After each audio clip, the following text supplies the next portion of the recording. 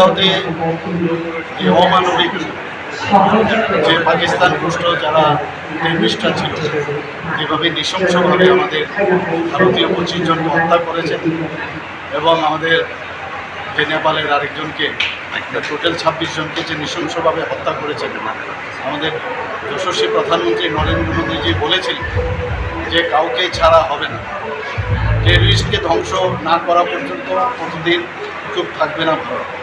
এবং অনেক কথা হচ্ছিল নানাভাবে, কিন্তু আজকে আপনারা দেখতে পেলাম কি গতকাল একটার পরে যেভাবে আক্রমণ করা হয়েছে এবং কোনো সিভিলিয়ানের এখন পর্যন্ত যা খবর আছে কোনো সিভিলিয়ান কিন্তু তাদের কিন্তু ক্যাজুয়ালিটির খবর নেই।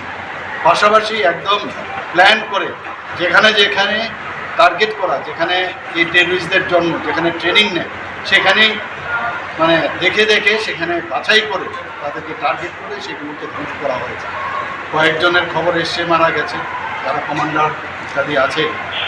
তো প্রধানমন্ত্রীজি যেটা বলেন সেটাই করেন। আমরা মাননীয় প্রধানমন্ত্রীজির সাথে আমরা আছি এবং সারা ত্রিপুরার বাসীর পক্ষ থেকে আমি মাননীয় প্রধানমন্ত্রীজিকে এবং আমি যারা আমাদের আর্মি, নেভি এবং এয়ারফোর্স সবাইকে আমরা বলবো যে আপনাদের সাথে আমরা সবাই আছি।